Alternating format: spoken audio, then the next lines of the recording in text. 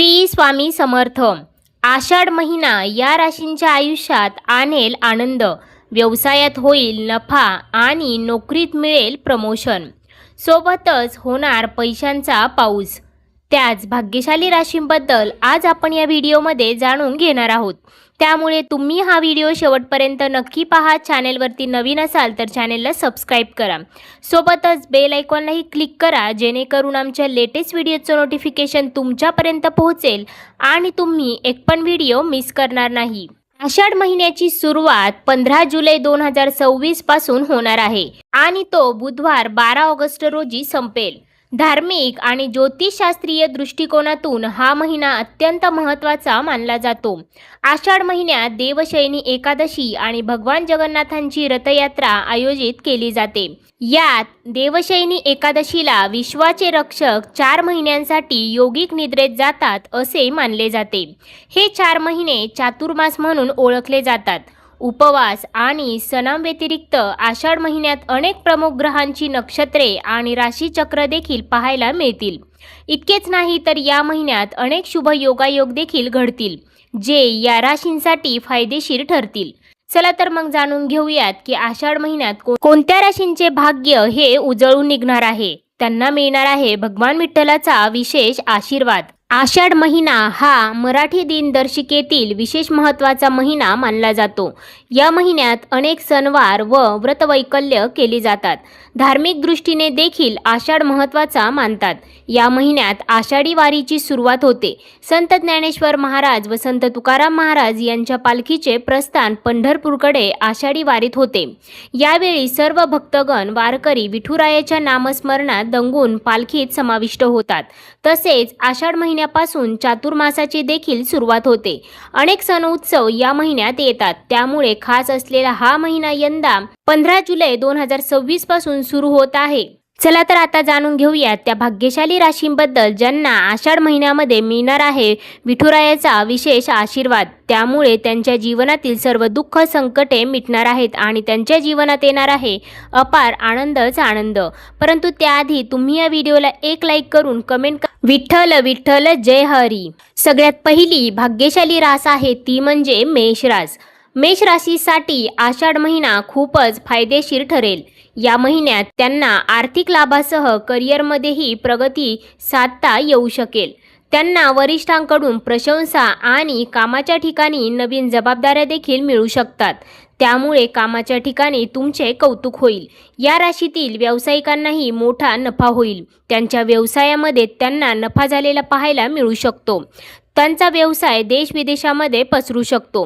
सोबतच या काळामध्ये भगवान विठ्ठलाचा विशेष आशीर्वाद तुम्हाला प्राप्त होत आहे, त्यामुळे तुमच्या जीवनात अनेक सकारात्मक गोष्टी घडणार आहेत। सोबतच या काळामध्ये तुम्हाला धनलाभाचे योग देखील प्राप्त होत आहे, त्यामुळे धनलाभ होऊन तुमची आर्थिक परिस्थिती उत्तम राहणार आहे। त्यामुळे कुटुंबामध्ये आनंदमय आणि उत्साही वातावरण असणार आहे। सोबतच वैवाहिक जीवन देखील सुखमय राहील। त्यानंतर आहे मिथुन रास। मिथुन राशीच्या व्यक्तींसाठी आषाढ महिना भाग्याचा असेल। अडकलेला निधी परत मिळेल, ज्यामुळे त्यांची आर्थिक स्थिती मजबूत होईल। गुंतवणुकीसाठीही हा काळ चांगला असून भविष्यात चांगला नफा देखील मिळेल। हा महिना कुटुंबासाठीही खूप चांगला असेल। शांतता, आनंद आणि समृद्धी नांदेल।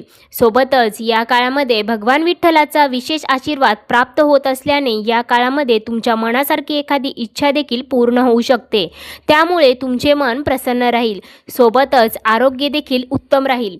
त्याचबरोबर या काळामध्ये तुम्हाला तुमच्या वडिलांचे पूर्ण सहकार्य प्राप्त होईल। त्याचबरोबर या काळात बिझनेस करणाऱ्या लोकांना त्यांच्या बिझनेसमध्ये अधिक मुनाफा देखील प्राप्त होऊ शकतो। त्यानंतर आहे सिंह रास। आषाढ महिन्यात सिंह राशीच्या लोकांची आर्थिक परिस्थिती मजबूत होईल। त्यांचा सामाजिक दर्जाही वाढेल। नवीन स्पर्धेच्या शोधात असलेल्यांना चांगली संधी देखील मिळू शकते। व्यवसायात असलेल्या सिंह राशीच्या लोकांना दुप्पट नफा देणारा एक चांगला आणि महत्त्वपूर्ण सौदा देखील मिळू शकतो। आषाढ महिन्यात तुमचे आरोग्य देखील अनुकूल राहील। तुमचे आरोग्य चांगले राहील, त्यामुळे तुमचे मन देखील प्रसन्न राहील। सोबतच या काळामध्ये नोकरी करणाऱ्या लोकांना त्यांच्या मनासारखी नोकरी प्राप्ती देखील होईल. तसेच बेरोजगार व्यक्तींना देखील नोकरी मिळू शकते. त्याचबरोबर व्यवसाय करणाऱ्या लोकांना त्यांच्या व्यवसायात अधिक नफा होऊ शकतो. त्याचबरोबर या काळामध्ये भगवान विठ्ठलाचा विशेष आशीर्वाद प्राप्त होत असल्याने तुमच्या जीवनातील दुःख संकटे मिटणार आहेत. तुमच्या जीवनात येणार आहे अपार आनंदच आनंद. त्याचबरोबर या काळात तुमचा कल धार्मिक क्षेत्राकडे अधिक राहू शकतो. त्यामुळे तुम्ही एखाद्या धार्मिक स्थळाला देखील भेट देऊ शकता. त्यानंतर आहे तूळ रास. तूळ राशीसाठी आषाढ महिना आनंदाने भरलेला असेल. सर्व प्रलंबित कामे कोणत्याही अडथळ्याशिवाय पूर्ण होतील. उत्पन्नातही वाढ होईल. तुम्हाला परदेश प्रवासाची संधी देखील मिळू शकते.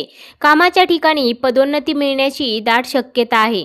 स्पर्धा परीक्षा देणाऱ्या विद्यार्थ्यांना परीक्षेत चांगले यश देखील मिळू शकते.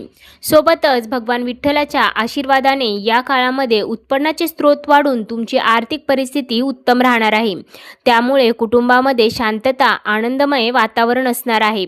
त्याचबरोबर या काळामध्ये वैवाहिक जीवन आनंदमय असेल. त्याचबरोबर वर्षानुवर्ष अडकलेले तुमचे एखादे काम या काळामध्ये यशस्वीरित्या मार्गी लागू शकते. त्यानंतर आहे धनुरास.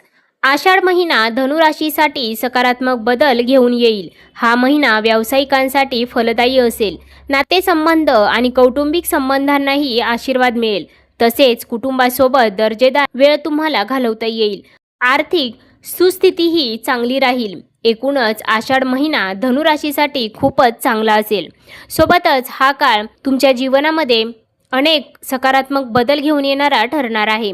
भगवान विठ्ठलाच्या आशीर्वादाने या काळामध्ये तुम्हाला धनलाभाचे योग देखील प्राप्त होत आहे.